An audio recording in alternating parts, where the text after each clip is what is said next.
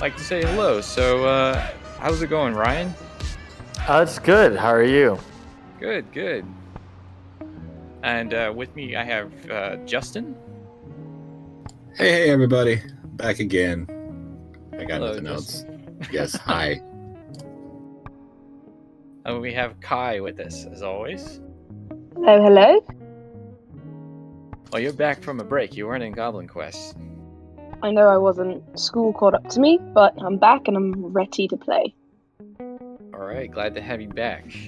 And we have Brandon. Oh, hi.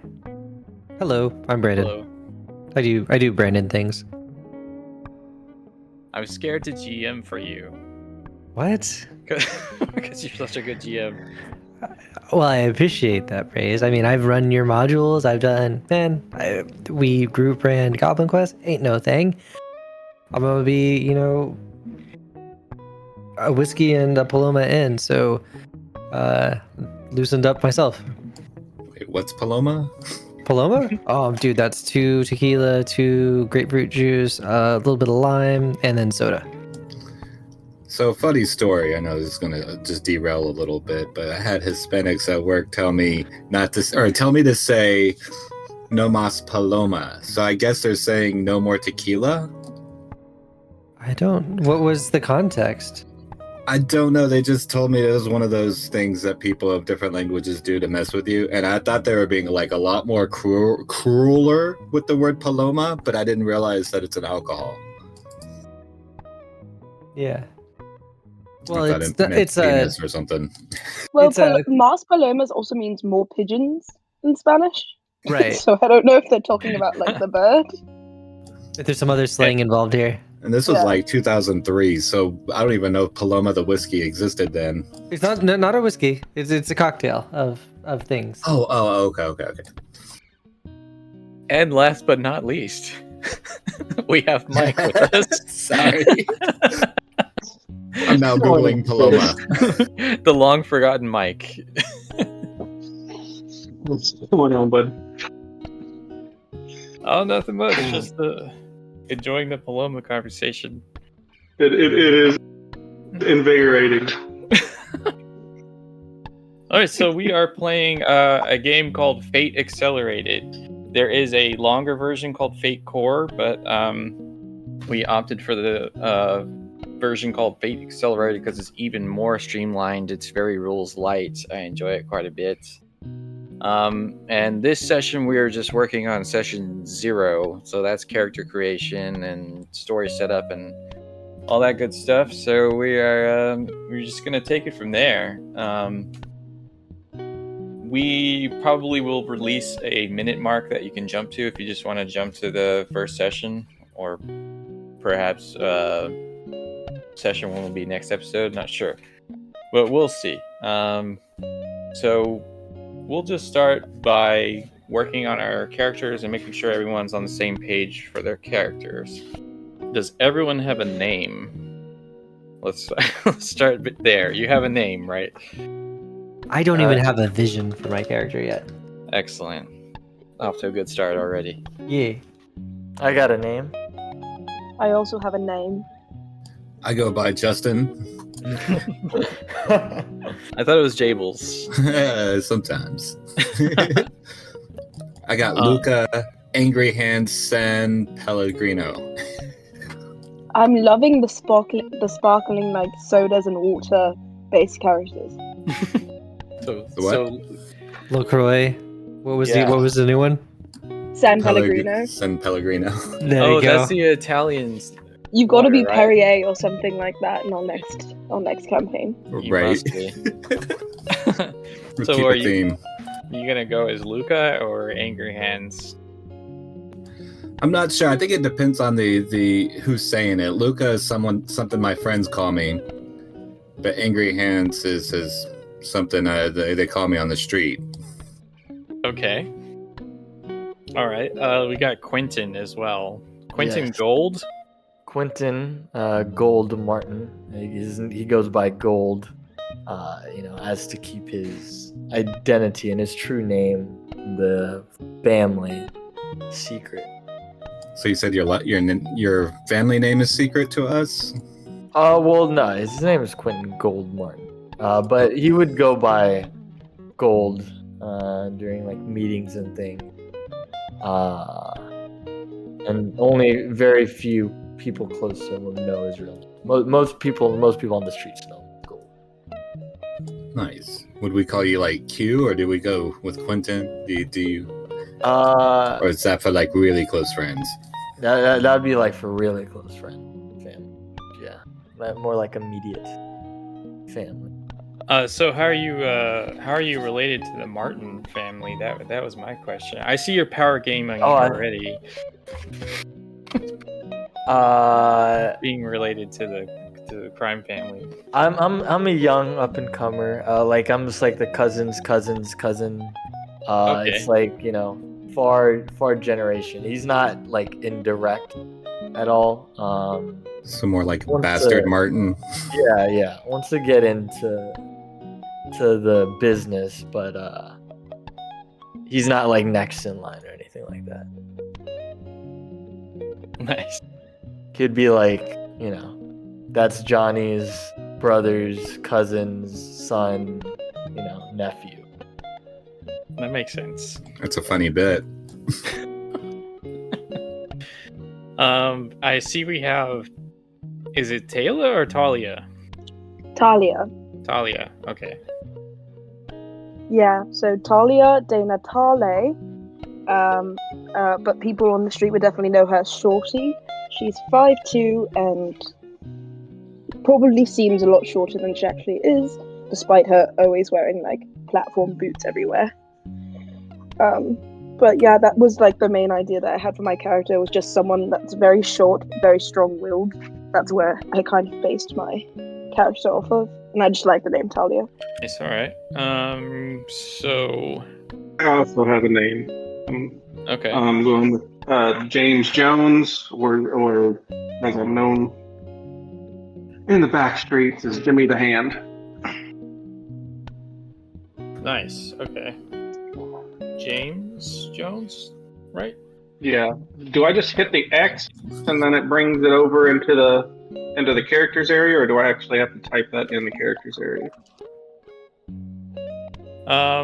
I think you can edit the name of the file, right?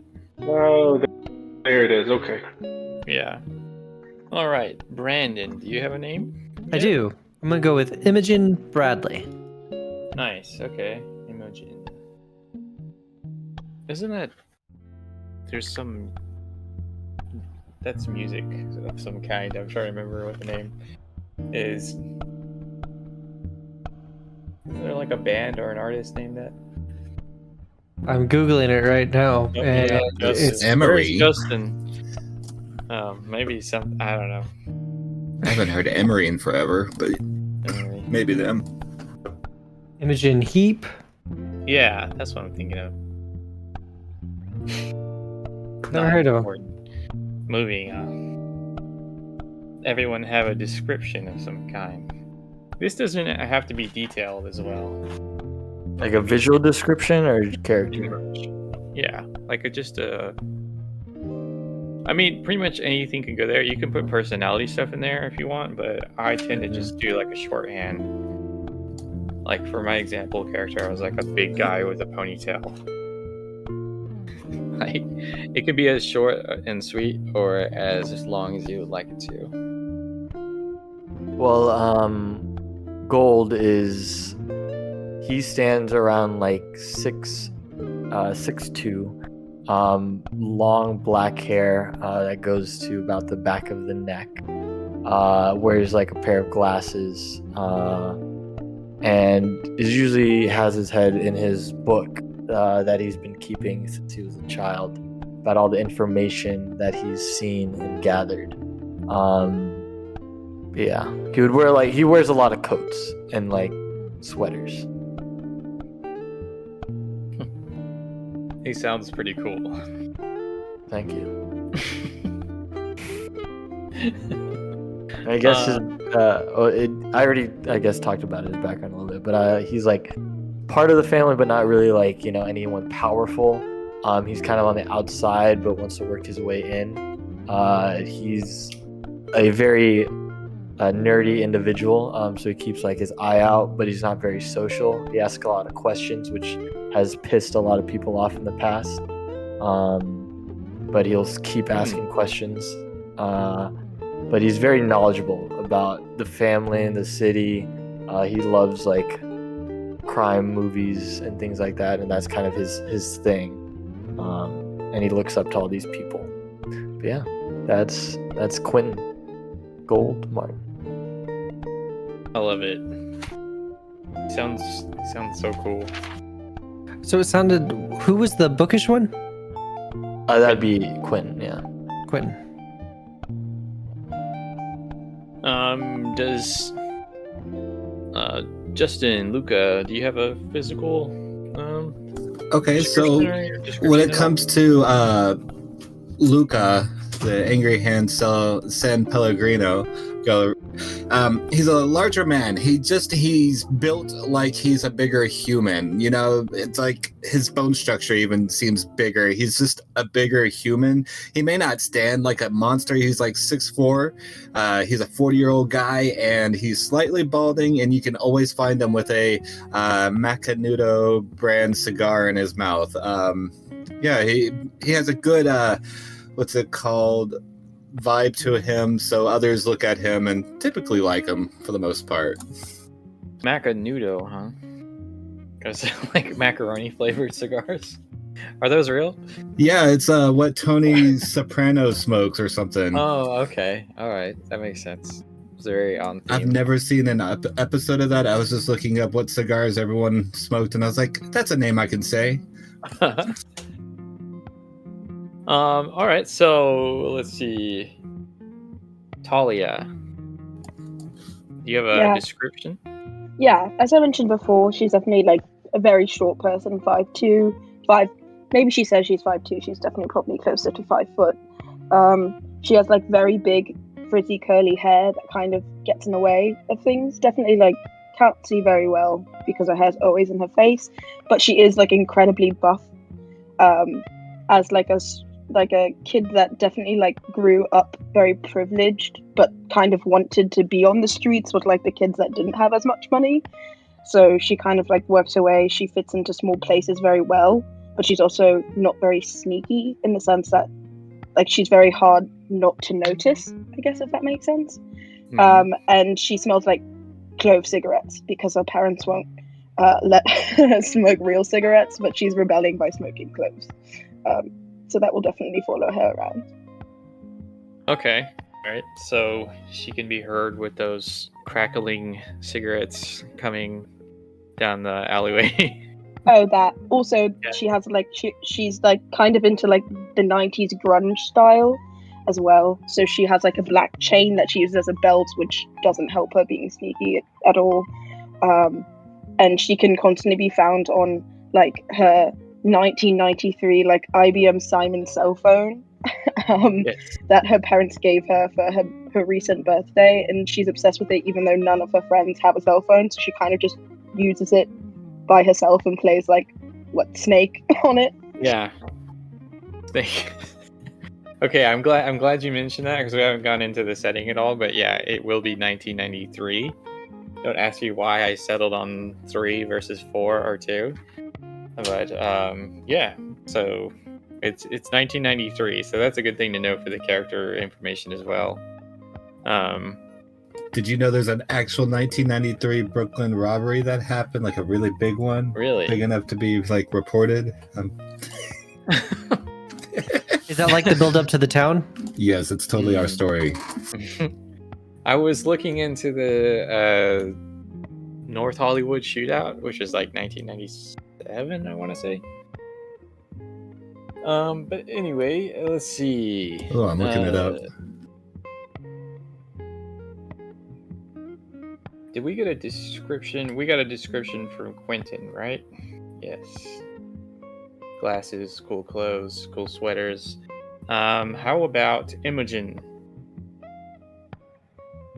All right, I think I am building a mental image, but I haven't. I usually like start around capacities, and then I kind of build like the mental image based on kind of the tropes. So, I'm building out this because I think I know what I want to do. We can come back. No, If you'd like, background. I want to struggle through this. So, I just built out some art for it. So Imogen, she is a kind of mid-30s woman. Definitely rocking like still a little bit of the because it's like we're so close to the 80s and the early 90s. We're kind of like this too. Definitely rocking like the suit with like the shoulder pads and all that kind of stuff, right? Ruffles and shoulder pads. And kind of tall, definitely taller than I am personally, right? So she's probably like not quite 6 foot, but like 5'10", right? A little imposing, and carries like a big ass purse and absolutely like I don't know, always packing, that kind of thing, but definitely looks intimidating all the time. Awesome. Yeah, I love the art here, but yeah, looks like very intense eyes. I mean, Art Breeder is just gonna do that. Have y'all ever used Art Breeder before? No. Art Breeder? I have, but they normally look like kind of creepy because they're AIs and they don't look like fully normal. So it kind of puts me off. Yeah. There's definitely like a finesse to making Art Breeder stuff not look crazy as fuck. Yeah. All right, James Jones. You have a description yet? I do. I've got 5'10" fit, dark hair, mid-20s, always in dark, well-fitted suits like a lawyer would wear.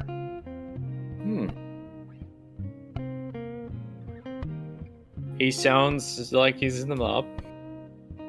That's a good starting point. He's probably going to look a lot like the boss. Let's see. Okay, so refresh and current fate points, those should both be at 3. Now, I don't know if you want to use like coins or pebbles or Cheerios or something to make sure that you have a token. Or you can just do like tallies on your scrap paper, whatever you want to do for your fate points, but it is important to like keep track of those and make sure you're not just having like infinite fate points. The difference is you should use playing cards and just use the regular 54 deck of playing cards and just you give that to us as fate points. That way it's tracked on the table. Okay. That's an interesting idea. This is my first time on Roll20. That's really cool that it can do that. I use playing cards a whole lot in my Cypher System games when I play it on Roll20. My only problem is I had to unplug my mouse. Oh. I was maybe next session. Your refresh should also be 3. That is basically it. That just tells you how many fate points you begin the session with. So you're probably not gonna have to deal with that more than a few times. And we're most definitely not leveling up, so there's ways you can like adjust that number, but it doesn't matter for this session. And then before we get into aspects, we could go ahead and do approaches. I don't know, does everyone have their approaches assigned yet? Not at all. What are approaches? Okay. Tell me about them. All right. So yeah, approaches are basically they stand in for like attributes and skills. If you're familiar with like D&D or D20 systems, this basically rolls it all into one. So that is going to be what your getting a modifier from. So like when you take an action, you choose how you approach it. So for example, I'm going to steal the example from a YouTube video I saw where he's talking about how you can cleverly hack a computer. So it's like Okay. you go to hack a computer and the outcome is uncertain. So like in every RPG, you really shouldn't roll unless the outcome is uncertain. So it's like you're going to try to hack a computer. You look at your approaches, which are careful, clever, flashy, forceful, quick, and sneaky, and you decide which approach you want to take. So usually the best choice for something like hacking a computer would be clever. So you roll that and add the modifier for clever, and that will give you your result. This system's a little weird in the fact that it uses they're called Fudge Dice. They have a plus, a minus, and a 0 on all the faces of the dice. So all your rolls are going to be really low because the plus is 1, the minus is -1, and the 0 is 0. So and you're rolling 4 at a time. So the best you can do on the dice is 4, and then you have +3, +2, and so on. So you're still going to have very low numbers there. Almost always less than 10, usually less than 5. And it can also go negative as well. So then, wait, tell me about the fudge dice. It's a 6-sided dice or like a 12-sided die? Okay, so they're 6-sided, but really it's a D3. Plus, 0, and minus are the only variables there. And there are even numbers of each on each side? Yes, that's right. So it's 2 plus signs, 2 minus signs, and 2 0 sides. Or they're blank on the real physical dice. Awesome. So then what we're going to do is we're going to roll a pool of these fudge dice and add up our total. Yes. And that will meet or beat some DC? Yeah, there's a DC that I set. Most of the time it's going to be 2, which is a very low number, but trust me, it can be hard to hit a 2. Oh, I believe it. There's a thing called the ladder. It can go all the way up to 8 if I feel like you want to do something impossible. The other thing is... So what is that? You said it goes from 0 to 8, basically? It goes from -2 to 8. -2 to 8. So got it. So something that really ought to be super simple, but because you're fucking hammered, I'm gonna make you roll for it this time. Exactly. That's great. There's set target numbers as well. Like there's easy task, moderate task, extremely difficult, impossible. And so that's 0, 2, and 4 respectively. Impossible is like anything that is more than 4, I believe, which is usually very hard to hit. And then there's a lot of times you'll also stack a +2 on top of that. Okay. So like I'm pretty sure the very best you can do is 4 on the fudge dice, 3 on your modifier, and 2 on your certain circumstances you can get a +2. Okay. Going back to our approaches, how many points do I have to distribute? So you have 1 to set at +3, 2 to set at +2, 2 to set at +1, and 1 to set at 0. So what I think we should do is have everyone tell me what your +3 is and what your what your 0 is. So like your best and your worst. And that was 1 at 0 and 1 at 3, and then one. How many at 2 and how many at 1? 2 at 2 and 2 at 1. Ooh. So with Quinton Gold's background and his knowledge about the families and kind of the city and his keen eye, I have 3 for his clever. For 2, I put careful and sneaky because he, knowing and has watched a lot of like crime shows, movies, and media, he knows that what he must do is to be careful and sneaky. Next, I put forceful and quick as his ones. And I put flashy for his 0 because he's not very charismatic or flashy, and that is not like a trait he has. So that are my approaches. For Imogen, I went with flashy 3 and quick 0.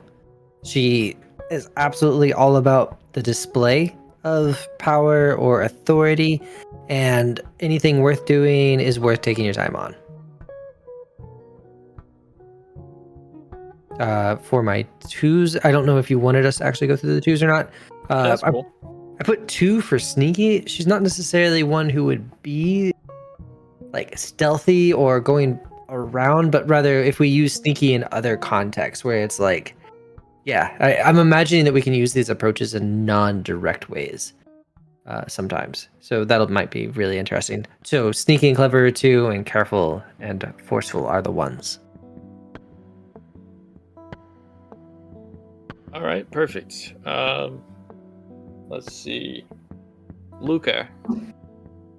Okay, well, looking at Luca, he's very patient. He's very careful. It's very planned and methodical. So he's not. So I've got 3 in careful. He's very clever, so I put that as a 2, and he's sneaky, which is also a 2. All right. Talia. Yeah, so as a young kid, or 20 but still young, that definitely tries to get away from her parents as much as possible. I put careful as a 3 in the sense that she's very crafty with tools and things like that. So she's very careful with the way she uses them, as well as very careful in the way that she interacts with other people. So that's a 3. And then I put clever and quick as 2 in the sense of how to get out of situations, because she's not the most she's a very noticeable person, I would say. So just finding ways to get out of situations. She has a 2 on those. She not very flashy person, but she is she is a young adult in the 90s, so she does have a little bit of flashy with her. Not very sneaky, but some of her friends have been trying to teach her some of those things. So I have 1 for flashy and sneaky, and forceful as a 0, because that's just not the type of person that she is at all. All right, that makes sense. And last but not least, we have James. Oh, but the least. All right. Sorry, the mic. Whatever it was. Sorry, my mic's terrible. I'll try and get that fixed before next week. It's no sweat, dude. So I'm going for decent thief, good liar type of role. So my clever is my 3, and my forceful is 0. Quick and sneaky I have for 2s, and careful I have as 1, because trying to go for the good liar type of thing. So being careful is not really the biggest focal point of what I'm trying to go for, and flashy is the other 1. Need to bring attention to yourself when you on your terms. Okay. So does everyone have their aspects kind of ready, or ready enough? I believe so. So I figure we could go around, kind of shotgun blast all 3 of them quickly. Tell us about aspects real quick. I was gonna say, Yeah. You tell me. I don't know how to place it. No, I'm kidding.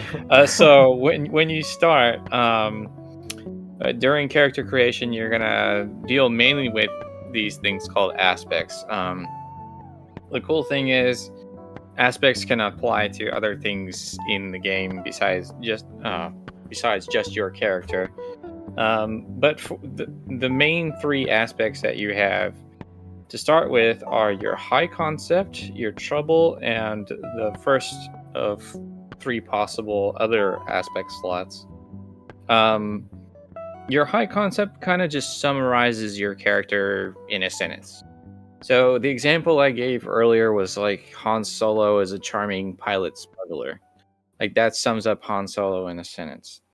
So it's not really that you put like a skill or something like that. It kind of just describes it like an aspect. I don't know how else to put it. It's an aspect. And then trouble is going to be something that gets your character in trouble, obviously. And that's something that I can kind of use. That may be what I use the most when I'm Nice. doing, these things called invoking, which is a different concept. We'll get to that later. Aspects, or the third aspect is going to be just like an extra thing. Like if you, like for the example I gave earlier of Han Solo being the charming pilot smuggler, the third aspect is Han Solo sides with the Rebel Alliance. So the book basically says that these extra aspects are best to be a double-edged sword. So it should be something that's like, well, to go with the example of Han Solo siding with the Rebel Alliance, that means it gives him friends and enemies. So the best aspects in that regard are always kind of good things and bad things. So, let's start with Imogen. You want to tell us your 3 choices for aspects? Yes. So it's basically just 3 like adjectives I string together, right? It doesn't have to be limited to that. I mean, it's kind of like a sentence, but it can also be less than that too. Right.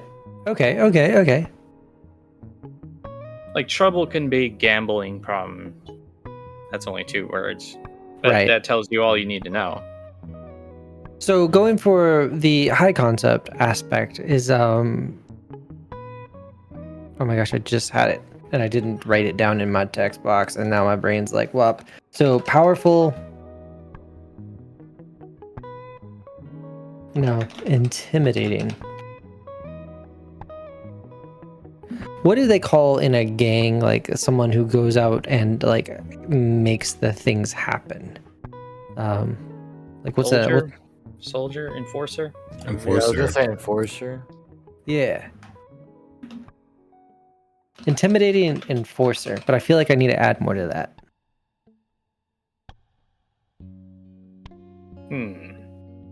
And maybe like a defining physical characteristic? Striking and intimidating enforcer. And then for the trouble aspect, to engage the setting here, I think I'm going to go with always sides with the mayor. Perfect. Like, That's won't cause any problems. That's great. And did you have a third one? And this would be does this need to be a trouble or anything like that? That was my trouble. That was what I was thinking as my trouble one. Yeah. So sides with the mayor is your trouble, which is your second aspect. Then your third aspect should ideally be a double-edged sword type of thing. Oh, I see.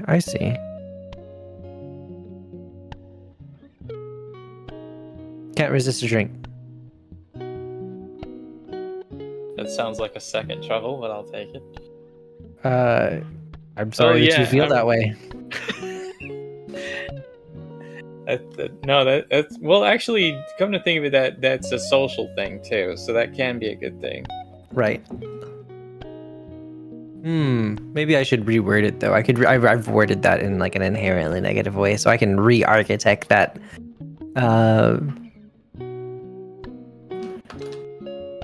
Doesn't turn down a drink. Yeah, there you go. It's the same thing, just worded slightly different. Because the can't resist like implies a weakness, doesn't turn down, it implies like a social like reputation. Yeah. I like that. That sounds good. Let's go with Jimmy the Hand. Let's not call on him last this time. So Oh, I appreciate that. We didn't leave it. So my high concept I have as decent thief, good liar. Okay. Right. My trouble is compulsive liar. Ooh, that's a Just good can't help himself. one. That is a Just- lot of trouble. Just can't help himself. Just can't do it.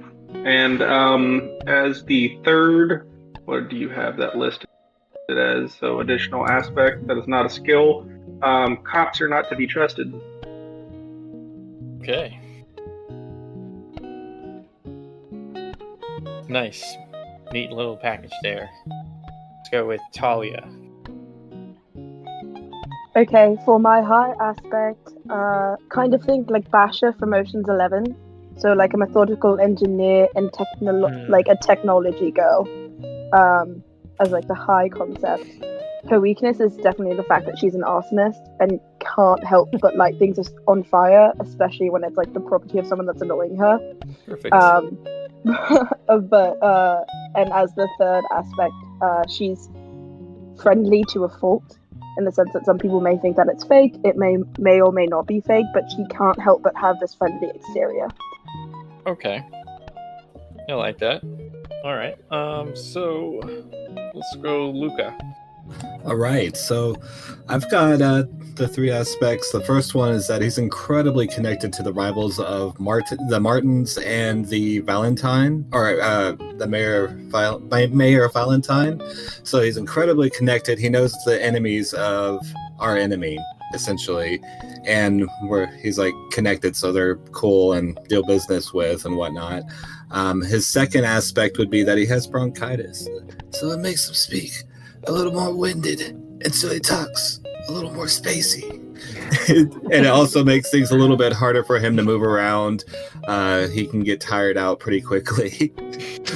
So very physical, demanding labor. He might have to have an inhaler or something. I don't know. And then the last one is that he can really read rooms. He can read if someone's up to trouble, or it's like a spider sense in a way, but just, kind of a common sense, being able to see, oh, those two guys, I know those two guys, and they're up to no good kind of aspect. Awesome. So the bronchitis, he just kind of never gets over that. No, It's like chronic. Yeah, exactly. And it's just, it's part of who he is. He tries General to Grievous. take care of it. But yeah, exactly. Just, think of someone with like emphysema or something. Yeah. But it's just bronchitis. It's not like, caused by anything. Or what if it was? It turns out he's allergic to something in his house. He didn't realize it. Yes. He's a big always fan had of patchouli or mold. something. Yeah, I was gonna say black mold. He's unaware. Yeah. All right, Right. excellent. Well done. Yeah. Yeah. All right, Quinton. Yes. So Quentin's first aspect is that he's a nerdy, young, far distant crime family member. So he has some knowledge of the family, but he is very young. He's only 22, so they don't really take him seriously. They just let him be. His second aspect is that he asks too many questions that sometimes can piss people off. He doesn't know when to stop because he just wants to know things about the family or about what's going on. So he's always asking questions. And then his third aspect is that he's always in search of answers or clues about Neon. Is that how you say it? Neon Corp? Yeah. Neon Corp. Neon. Nice. Is it Neon or is it Neon? Yes. They're the ones responsible for the cat videos, right? All right. I'll just say Neon Corp because that's easier to say. Neon Corp. It's Neon. Neon. Okay. Yeah. Neon Corp. So yeah, he knows that it rivals Mayor Valentine, but also could either be beneficial or harmful towards the Martin family as well. So he wants to know more about them because I assume they're kind of a shipping monopoly, which might be very important. I don't know. All right. Yeah, that's awesome. Super happy to see some setting incorporation here. Let's to come back around on aspects in general, aspects also aspects in general are like descriptors, and a lot of people who play Fate a lot call these things tags as well. So basically, any like proper noun can have an aspect. So your characters all have aspects, which we just covered, but also rooms can have aspects. So like on fire, any object can also have an aspect. It can be like weakened, fortified, stuff like that. And the reason for that is that you can invoke these aspects, right? So this is where your fate points come in. You have these 3 fate points to start with, and so let's say there is like a goon that you're fighting, right? But you see that he has a limp already because maybe he was in a fight earlier in the day and his leg is hurting. So he has the aspect hurt leg. So you would spend a fate point to basically invoke that aspect against him. And when you spend that point, you're going to get a +2 on your dice rolls. A majority of the bonuses in this game are all going to be +2. But anyway, you burn that fate point, and you basically get a bonus there by taking advantage of that aspect. So basically, you can also sort of do things to like take advantage of certain situations, or even you just have to be like open-minded. Like so another example I gave is like flipping over a table, right? So the zone that you're in becomes fortified by a table, and then you would be able to keep getting +2s on that. I don't know if I'm just gonna have to play and explain as we go along, but basically, aspects are not just for your characters. Aspects are gonna be all over the game, describing everything, and it's a good idea to also like keep a scratch pad. That way, you can take a note on something that is described specifically as an aspect. Does anyone have any questions about that? I don't think so. All right. So the last thing is stunts, I believe. Everyone should have started with a stunt. Does everyone have a stunt, or does anyone need to make one? I need to make one. Okay. Tell me about them. Stunts are like a bonus, a +2 bonus that you apply to a very specific situation. So the way that they work is that basically on your character sheet you write them out in this like constructed sentence that goes like, because I have such and such thing, or here's an example from the book. Because I'm a smooth talker, I get a +2 when I sneakily create advantages when I'm in a conversation with someone. So yeah, it works basically like that. It's like you have to be in this specific situation, circumstance, whatever, and it's kind of like, how do I put it? It's like it's like the best thing your character can do. Got it. Okay. So you just always have a bonus as long as you're in that specific circumstance, and you don't have to spend fate points on it or anything. Now, presumably, if this wasn't a one-shot, we would get we would acquire more stunts over time, basically. Yes, you could definitely. Okay. You can also you can kind of use your aspects for stunts as well, if you would like to like get us in fate points for that, right? Well, I mean, like in constructing your stunt. So, like, let's say for the example of a person having a gambling problem, you could say that because I am a constant gambler, I get a +2 whenever I am sneakily trying to cheat at gambling or something like that. Oh, okay. You can just kind of like tie your different stuff together. Exactly. Okay. So just to try and verbally craft it out for like Imogen. Imogen Bradley is we'll say like, because of her imposing presence, she is very. Do I just say she has like a +2 in convincing? Like I imagine like it's like she's not the I speak to your manager one. It's the don't make me speak to your manager, right? Okay. And so in speaking into the not the managers, there's a bonus there, but not necessarily speaking to the manager. If that does that make sense? Yes. So I guess it'd be like because of Imogen's imposing presence, she gains a bonus. How do I phrase that wordage? So okay, the other. Sorry, go ahead, Ryan. Oh, I was gonna say, so like you say the descriptor, so like because you are blank, you get a +2 when you, and then there's like 4 different actions that we can take in the game.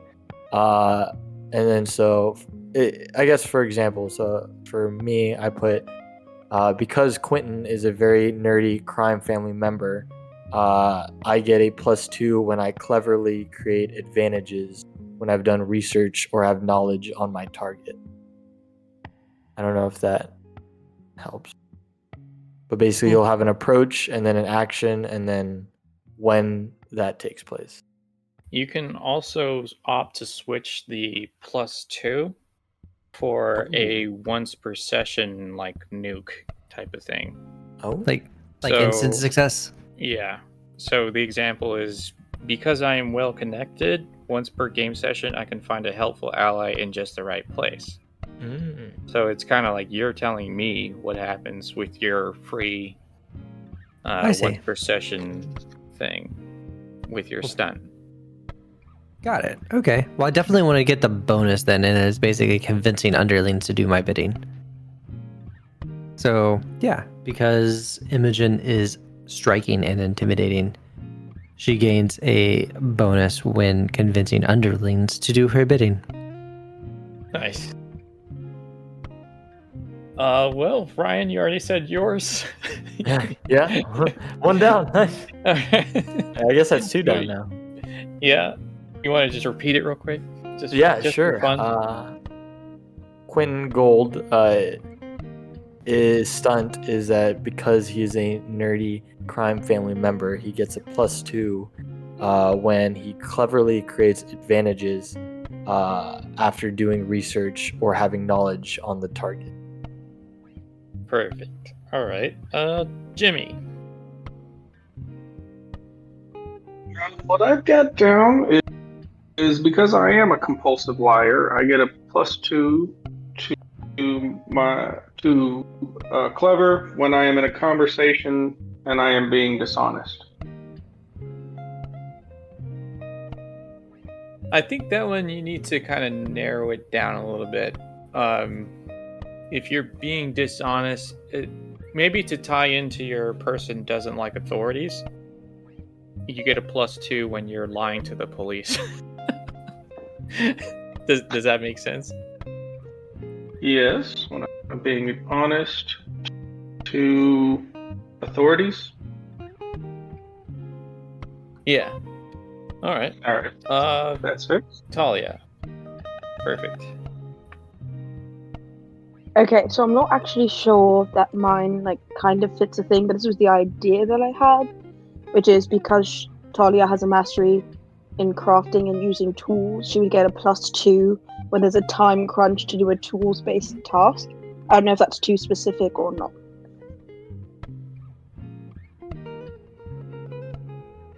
I think it's good. Yeah.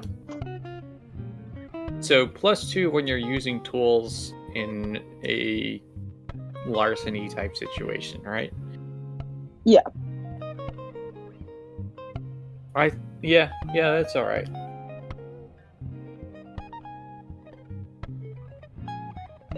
All right, Luca. Okay, so we already discussed the approaches, so we're going through stunts. Or I'm going through stunts. I'm going with I have 2 stunts right now. I know a guy who knows a guy, which is sometimes it's not who you know, but the people you know. Many of your contacts are themselves very well connected. +2 to contacts when you attempt to corroborate information you've gotten from another one of your. The other is architecture of the heart, which is reading the room is triviality to you. Even more, you can spot the emotional linchpins in a room and easily understand how actions would impact the mood. If you roll empathy to read a room, difficulty mediocre +0, count how many shifts you occur. Over the course of the scene, you may ask the GM to tell you how people would react to any hypothetical situation. So for having 2 stunts, or were we supposed to just have one? Because I'll totally get rid of the supposed to just have- architecture. Yeah, Okay. you're supposed to just have 1. But I will say there is an option where you can basically burn a refresh, I believe, to get an extra stunt. But I can't do that until that time comes. Or you would just start with 2. Honestly, I would rather just you guys have 1 because it's a one-shot type of thing. So No worries. Refresh I know a isn't- guy who knows a guy is the one I'm going with. all right. What Just are +2 from refreshers? contacts. Refreshers are for like stress and consequences. Refresh is actually how you're going to get fate points at the start of the session, Oh, okay. I see. Okay. or after you long rest, essentially. Gotcha. All right. So let's talk quickly about stress and consequences. The basic way that you take stress is that whenever you're facing a contested dice roll, essentially, most of the time it's going to be combat, but other things can happen too. So basically, you roll against each other most of the time, or against me, really. And so let's say I rolled a 4, and you rolled a 2. That means I got 2 shifts on you. So you can take care of that by ticking off these stress boxes. You can tick off the 3, and that would get rid of 2 stress, but you'd be out of your 3 stress box. You can tick off the 2, and that would be perfectly even. Take off the 2 shifts, but you couldn't tick off the 1 because that only takes care of 1 stress. Does that make sense? Mm-hmm. They're like slots. You can take care of a smaller number of shifts with a larger box, but once you do that, It's gone. it's gone. Gotcha. Yep. And then when you have either all your stress boxes ticked off, or you take a bucket of damage, essentially, then you start taking consequences. So these are a little bit harder to heal because the stress goes away once you're basically out of the scene, out of the combat round, essentially. And then consequences last like until you deal with them, basically in game. Go to the hospital or something like that. Take a long rest of some kind. So it works the same way. They're labeled 2, 4, and 6. Does everyone have those boxes? Because I know on Roll20 sometimes they don't include all the right boxes. I I think you have have a to 1 add and a them. 2 and a 3. So on the left side. Oh, for the stress, yes. Sorry. Yeah, you got it. Well, for consequences as well, right? You No. have enough Consequences you have boxes? to add. Yeah, I Okay. see add and modify. Mm-hmm. Okay. Add. Oh, okay, yeah. Add 3 of those. And I had to put like a placeholder in for some of them, so that way they stayed. Because if they were just blank, they would auto delete it. Do they? Okay. Yeah. All right. And you might have to change. It should be mild, moderate, and severe. So add 3 boxes. Yeah. There you go. And what are we filling in for the words here? Just random letters right now. But eventually, so let's say you do have to use this. A mild consequence. These are all going to be kind of like an extra aspect or like a temporary aspect. So, mild would be like cut arm. So that's not too bad. It's just it's bleeding, but it's definitely like a weak spot, right? Moderate is more like a broken leg. Can we just add those on demand then? Yeah, you could if you're taking Okay. them. But also just to explain how they work, like so moderate would be like a broken leg, and then when it's my turn to control the enemy, I know that you have this broken leg, so I'm gonna invoke that for free, and I'm gonna give myself a +2 because I'm kicking you in the leg. Does that make sense? Severe is like, yeah, you're probably gonna die unless you get medical attention type of thing, like bullet in stomach or something like that. So that's pretty bad. If you have all these consequences and all your stress box is full, you are taken out, but that doesn't mean that you die. We all kind of decide together what's best for your character. So if you get taken out, you can go to the hospital, go back home, something like that. Or you can die. We can describe like a cinematic death for your character. It's up to the player and the GM what you want to do whenever these are all full. And then the other thing to keep in mind, with combat specifically, you can always bow out. There are no opportunity attacks or anything like that. If you feel like your character is about to die, then you can run. Running is always an option. Nice. I'll say that. So that's the basic of it. I know there's still going to be more stuff to talk about, but we'll have to. I'm sure we can cover it as we play. Does anyone have like any questions in general about the whole thing? Nope. I don't think so. All right. Well, do we want to take a break and then try to start with session 1, or is it getting too late? I think it's great to start.